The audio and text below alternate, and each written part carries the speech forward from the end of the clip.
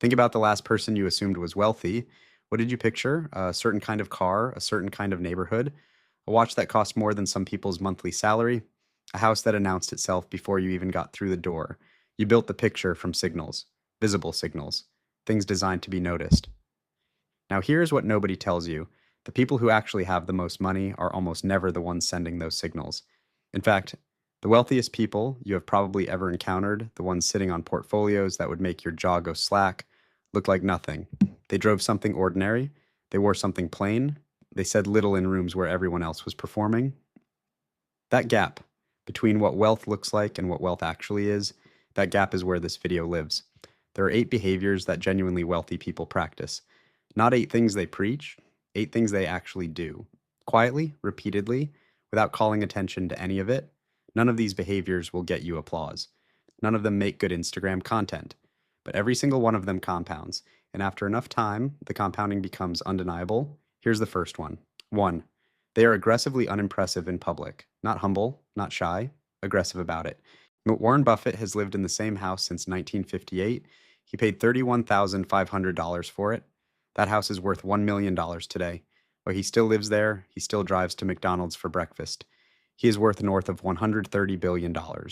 Most people with that kind of money perform at Buffett treats money like a private scorecard, not a public trophy. The people performing wealth are usually the ones who can't afford to stop. Every visible display of wealth is a clue about what they haven't built. Number 2, they are comfortable with deliberate silence. Put a group of average people in a meeting room with a pause. Someone always fills it, immediately, anxiously. Wealthy people sit in silence, comfortably. They let silence do the work. In negotiations, the person who speaks first loses. Silence is a tool. Wealthy people know how to use it. Most people are afraid of what silence says about them. Wealth is often built in the space between words.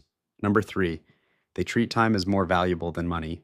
You can always make more money, but you cannot make more time. Average people spend money to save time only occasionally. Wealthy people do it systematically. They will pay $50 to not spend an hour on something, because that hour used well is worth more than $50. This is not laziness, this is leverage. The distinction matters because most people confuse the two.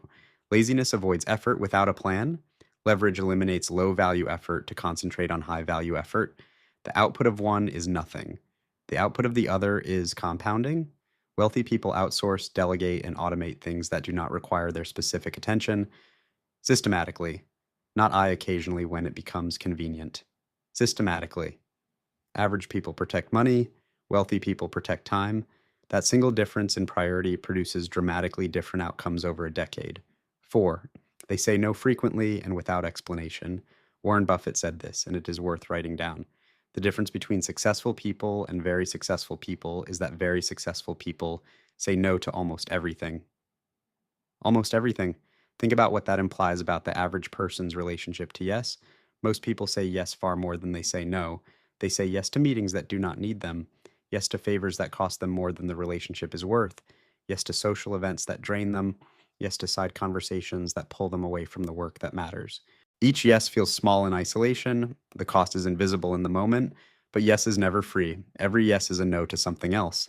The thing that gets displaced is rarely tracked because it was never said out loud. It was simply crowded out quietly. Wealthy people understand that their time, attention, and energy are finite resources with no backup supply. Every unit spent is a unit that is gone, which means every commitment made is a choice about what does not get done. They say no early, they say no often, and they say it without explanation, not because they are rude, because they have learned that explanation opens negotiation, an explanation invites a counter, it signals that the no might be softened with the right argument. Wealthy people do not want to soften it. No is a complete sentence. It requires no punctuation, no qualifier, and no apology. 5, they finish everything they start. Most people have what you might call a graveyard of half-finished projects.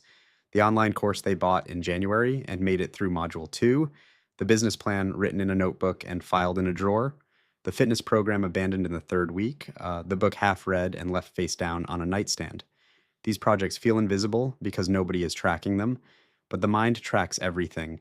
Every unfinished thing exists as an open loop, and open loops consume processing power whether you are actively thinking about them or not. Psychologists call this the Zeigarnik effect. The mind disproportionately holds on to incomplete tasks because they register as unresolved. Wealthy people are not immune to starting things that do not pan out. They are not immune to changing direction, but they finish what they start, or they make a deliberate, conscious decision to close the loop, not abandon it quietly. There's a difference between stopping something and just drifting away from it. One is a choice, the other is a leak. Completion is a discipline, not a personality trait, not something you either have or do not have. It is practiced repeatedly until it becomes identity, and identity produces behavior more reliably than motivation ever will. Before you start something new, finish what is already in front of you. That is not a limitation, that is the practice. 6, they process mistakes quickly and completely. Ray Palio built Bridgewater Associates into one of the largest hedge funds on the planet, a firm that has managed over $150 billion in assets. He did it in part by building a culture around what he called radical transparency. Every mistake logged, every failure analyzed, every lesson extracted before the team was allowed to move on. Not to shame the people who made the errors, to institutionalize the learning so the same mistake could never happen the same way twice. Most people do one of two things with mistakes. They wallow in them, or they run past them before the lesson has a chance to stick. Both are forms of avoidance. Wallowing looks like engagement with the mistake, but is actually a way of feeling the pain without extracting the information. Running past it skips the pain, but also skips the data. Wealthy people do neither. They sit with the mistake long enough to get everything out of it. What happened? Why it, he, car before? JSTAR registered image prompt 2D flat car happened. What assumption was wrong? What the correct response would have been? What needs to change? Then they close the file completely without carrying the weight of it into Ember you need to know in the next decision. Asked people who quit their jobs. This is harder than it sounds. The mistake has to feel genuinely complete before you move. Not performed closure, actual closure. The lesson has to be real before the file gets closed. The people who repeat the same mistakes most often are almost never people who are careless. They're usually people who moved past the mistake before the processing finished. 7, they protect their attention ferociously. Your attention is the most valuable asset you own, more valuable than your money, more valuable even than your time, because your attention determines what your time produces. An hour of distracted time is not an hour. It is something much smaller and much less useful. Everyone wants your attention. This is not a metaphor. There are billion-dollar industries built entirely around capturing it, holding it, and selling it. Every notification is a mechanism designed by someone whose financial interest runs directly counter to yours. Every algorithmic feed is optimized not for your benefit, but for your engagement. Engagement and benefit are not the same thing. Wealthy people practice what some call selective ignorance. They do not consume news compulsively. They do not scroll without direction. They're not uninformed, but they are extremely deliberate about the inputs that enter their mental environment. They curate aggressively. This is not about arrogance or indifference to the world. It is about understanding a simple equation. What enters the mind shapes what the mind produces. Feed it anxiety and conflict, and it produces anxiety and conflict. Feed it clarity, quality thinking, and useful information, and it produces those things instead. Guard the door. Not every idea, opinion, or piece of information deserves entry into your mind. Most do not. The ones that get in anyway, the ones you encounter by default rather than by choice, are the most dangerous because you did not choose them and often do not realize they are shaping you.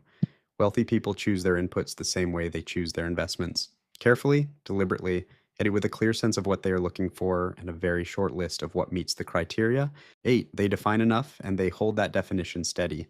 Charlie Munger called it aggressive patience, knowing exactly what you want, having the clarity to articulate it, and having the patience to wait for it without adjusting the target every time something new appears on the horizon. Most people never def the enough, and because they never define it, they can never reach it. The goalpost moves. It moves with their income, it moves with their peer group, it moves with what they saw on a drive through a neighborhood they do not live in yet. Every time they get close, the target shifts, and they are right back to chasing something that recedes at the same rate they approach it. This is not weakness, it is the default. The default is to keep wanting more. The culture reinforces it, the advertising reinforces it, the social comparisons reinforce it. Resisting the default requires a specific, named, held definition of what enough looks like for you. Wealthy people draw that line themselves.